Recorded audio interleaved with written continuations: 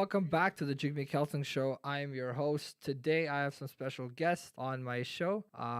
So they don't need any further introduction. They are actually from my middle school, John English. So please welcome the Youth in Action team from John English Junior Middle School. Hello and welcome, guys. Hi, pleasure to be here. I'm Robin. I'm Kelsang. I'm Jack. And I'm Malcolm. So, take us through the process of how did this Youth in Action team start, and why did you guys want to get a part of it?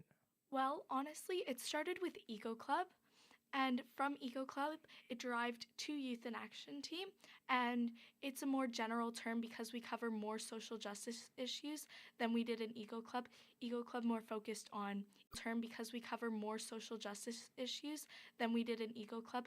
Eco Club more focused on eco issues, and Youth in Action focuses on a variety of different issues. Okay. So what were some of the initiatives or events that you guys have done in the past? And just can you elaborate more on that part of what you guys have been doing as of recently? And just take us through what those experiences were like. Well, we've done multiple things. We've had campaigns in our school. We had a Red Nose campaign for Christmas. Okay. We raised $2,700, I think, was it? We had We Walk for Water, which is still going on. You bring in a toonie, and we had our We Walk for Water when we went on and walked around the area.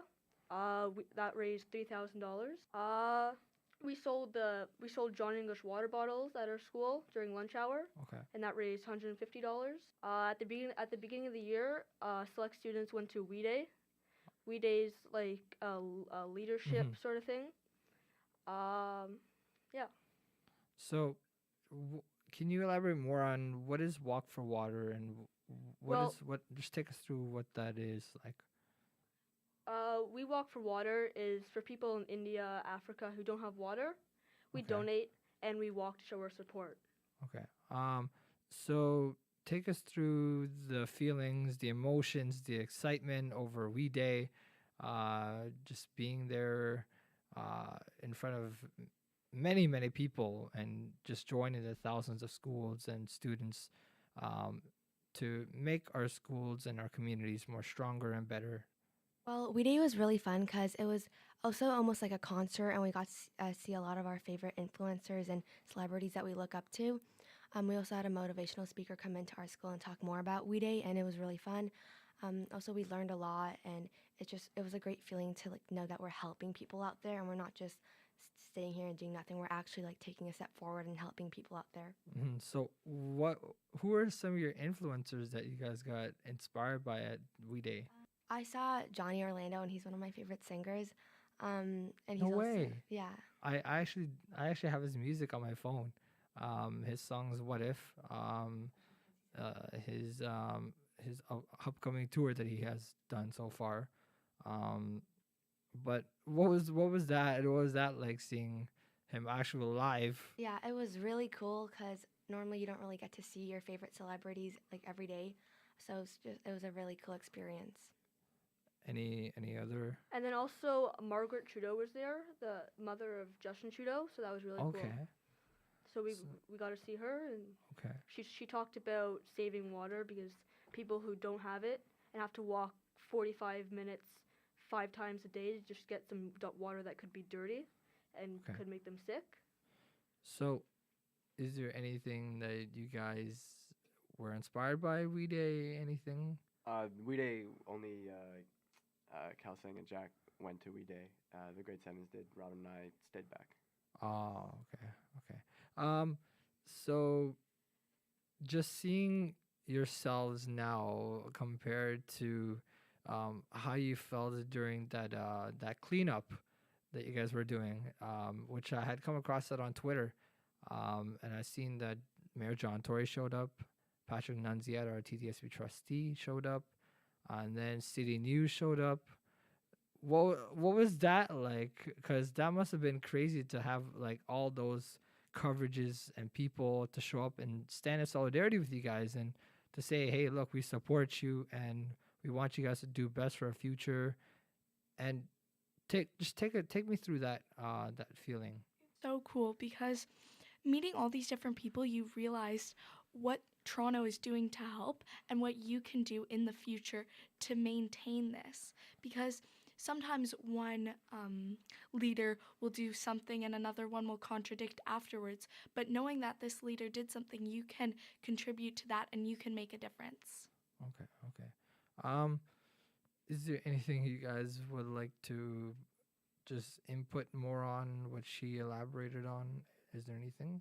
Yeah, I mean, having Patrick Nunziata there and John Tory there made it feel more than just a club and more than just an extracurricular Mm-hmm. curricular activity. It really felt like we were having an impact on the community, an impact on the leaders of the city. Mm-hmm. And then city news. I mean, at first when I saw that, I had no words to describe how it felt to be an alum from John English and to see that the youth and action team, all built of young kids, young students raising their voices for concerns and issues that are affecting this environment, this city, this country, this province, is unbelievable, inspiring to me. I was just in awe of just seeing the strength of you guys, the way you put yourself out there in the media, your professionalism, the way you spoke to them.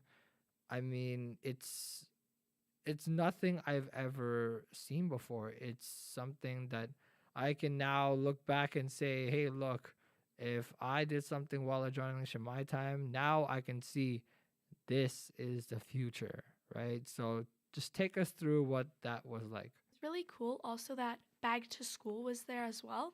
And Mm-hmm. we had gathered over a ton of clothing during that period of time that Bag to School was going on. Mm-hmm. And how, sorry, Mayor Tory had backed us up on that and how he was really proud that our school was doing this and how he even helped us put the bags in the truck to load. Yeah, I had actually met the mayor himself, John English as well. He had come to do some campaigning thing to talk to us about certain issues. We had a Q&A session. Um, I had the chance to actually ask him a question based on a Blue Night bus because my mom had to go to work early, but there was no Blue Night bus near our area. So he actually worked on that, and quite eventually, the next day, I asked my mom, "Did you get their Blue Night bus?" I was like, "Yeah, it's already there now." Right? It's incredible what now to see what you guys are doing now, to have his support, to know that he's now on board with you guys, right?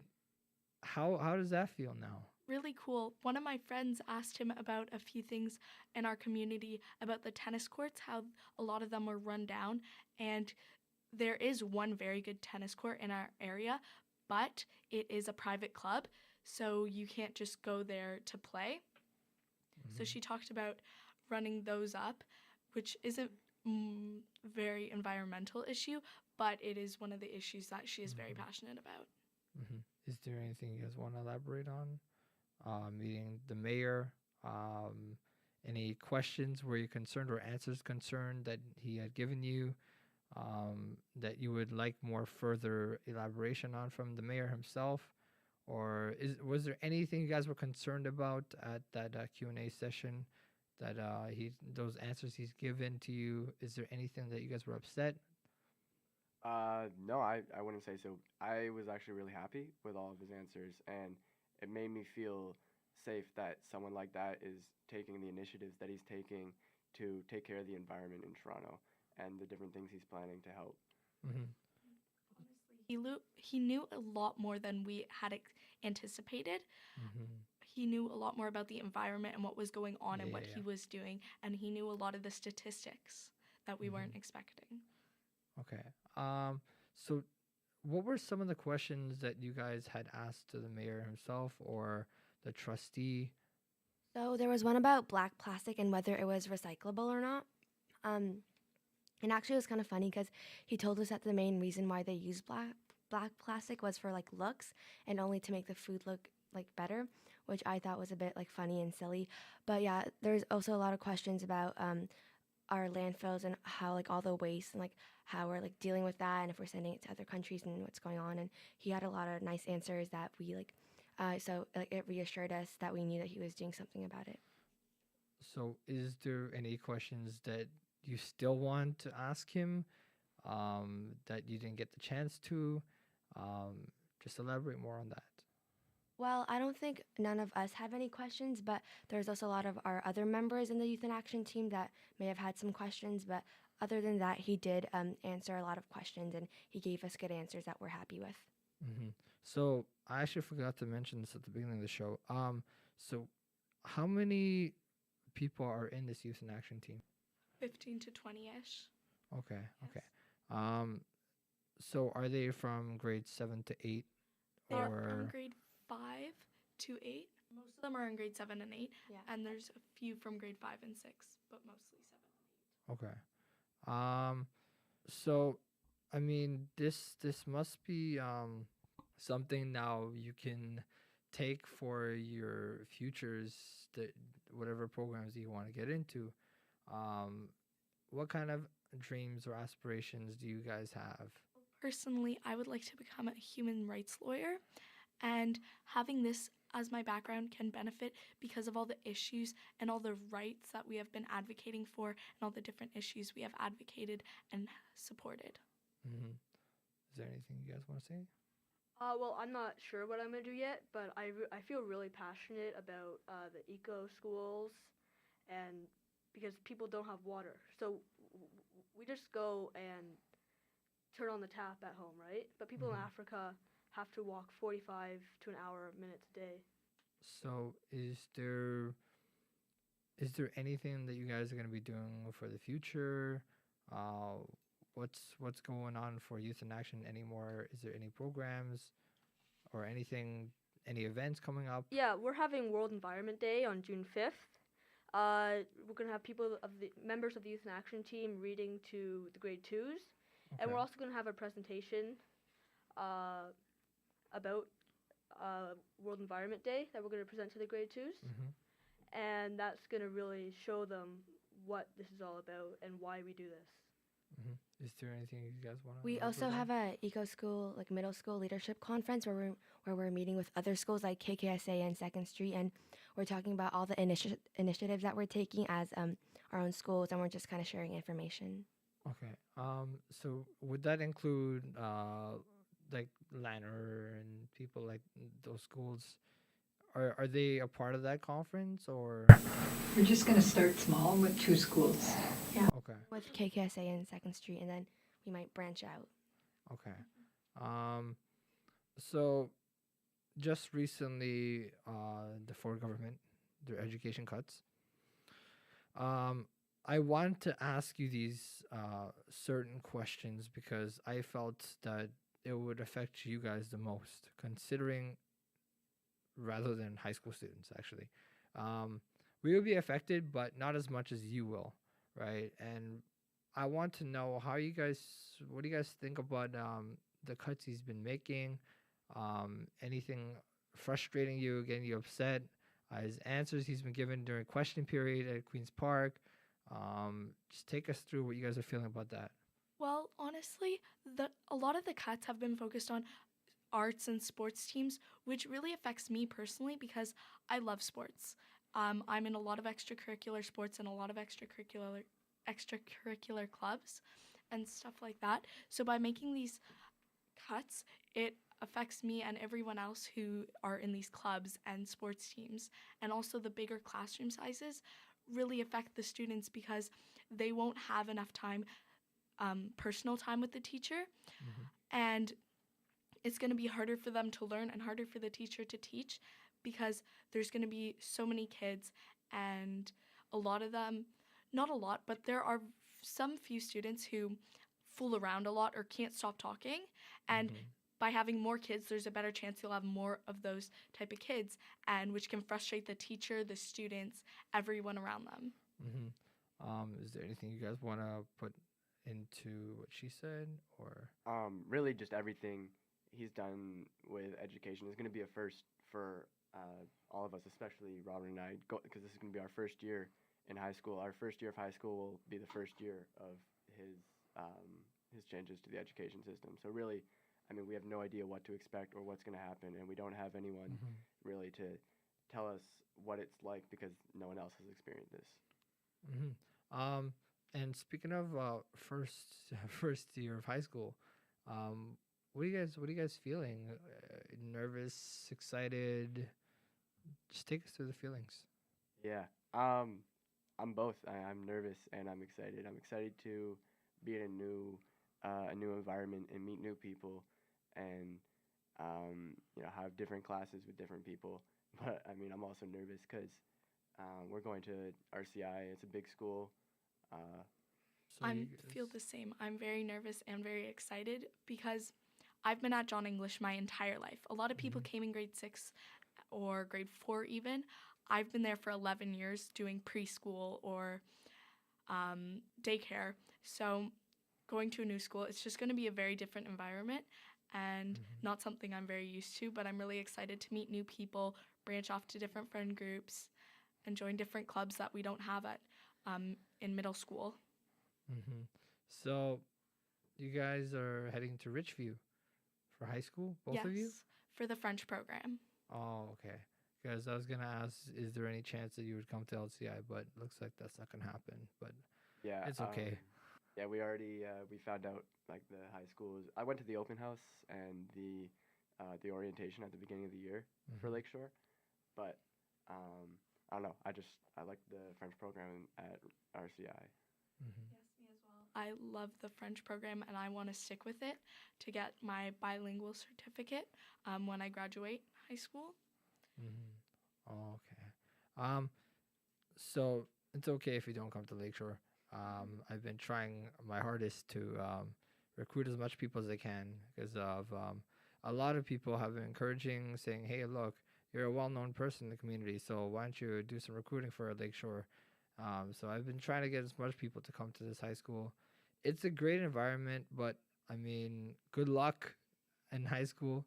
It's gonna be tough, but it's a lot of fun. But it's gonna take a lot of hard work. Um, Make sure you're doing your things on time. That's the best advice I could give you. Listen to the teachers. They're not always the best, but they can be a little bit tough on you, but they're amazing people. And obviously, you know, speaking of myself going through high school, it's stressful. It is. I would agree with that. But again, it's like the people you meet along the way, you'll be in the end of the day, you'll surprise yourself with as much possibilities as you can. Like the endless opportunities you'll get in high school are something you guys have to take advantage of because not a lot of people get those opportunities, right? I was just one of those few lucky ones to get them, right? But to now see how much the education cuts will affect you now, it's it's frustrating. It definitely, I've been fighting for you guys. I've been fighting for people in high school. I've been wanting to encourage people to email the people in office to make changes and reverse these cuts because obviously doing 4 online mandatory courses now, um what does that mean to you? Does that create more stress, more pressure? Take us through that. Honestly, I mean, we have no idea. It's an unknown. But from what we know now of doing online courses and stuff, I feel like it's a lot of independence to take on right in our first year of high school, and um, just to do all on our own and things like that. I mean, it's kind of scary. Yeah, with the online programs, it's going to be a lot different because I personally work better in a bigger group of people. I work better with noise in the background. It's how I write a lot of my things, um, how I get my work done at school.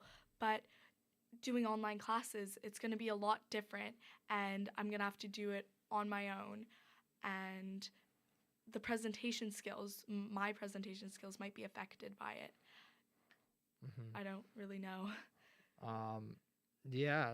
So the recent walkout we had, the Education Cuts walkout, um, it was truly amazing.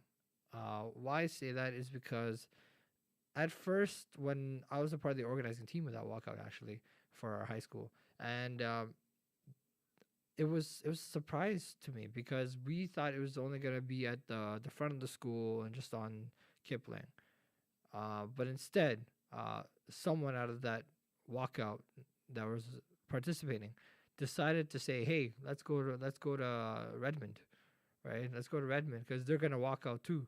So let's join them, right? Let's come together as one, even though we have some differences. Let's work it out, right? And because together our voices can get stronger, right? And then once we collaborated with them, we had thousands.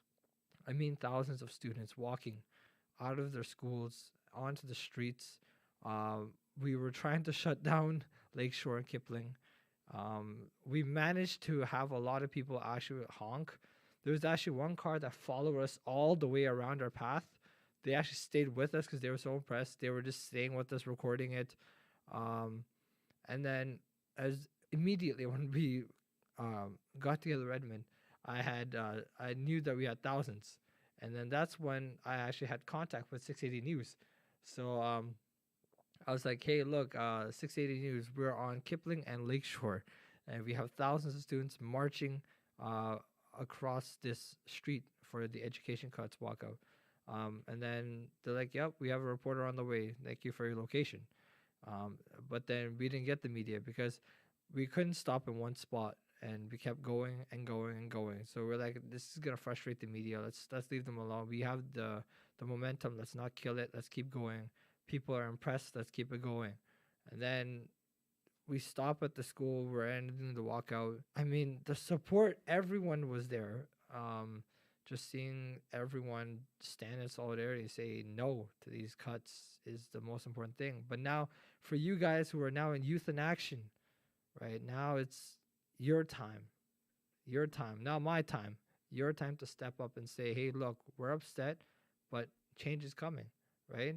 And I'm very excited to see where you guys take off to. I mean, doing these things, and then getting the support from Miss West, Mr. Howe, John English, our community, our high school. Also, I've been talking a lot about with our vice principal and our principals here at Lakeshore.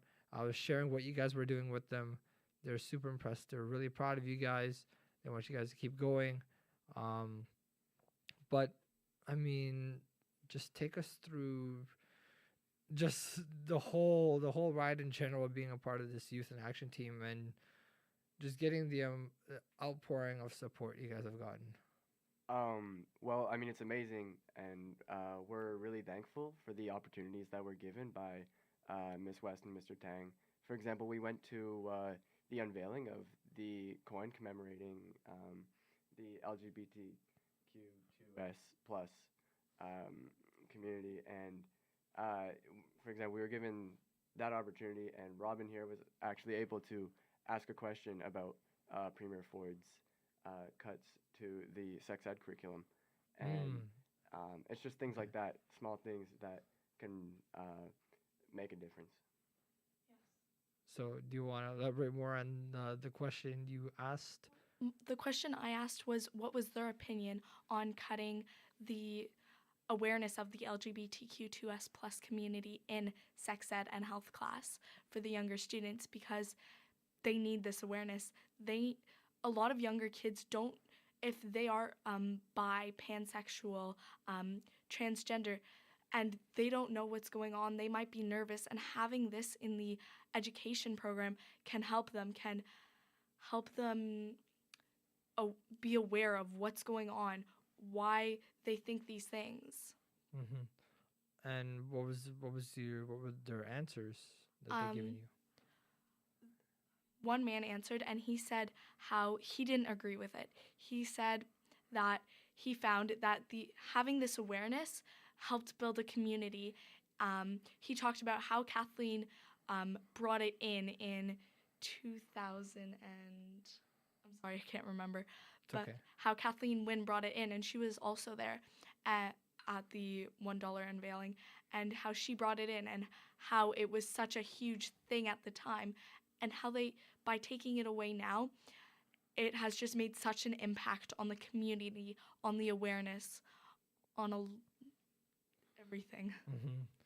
Um, does some of those things, like when you ask questions and get answers back, does some of those frustrate you or get you mad, get you upset?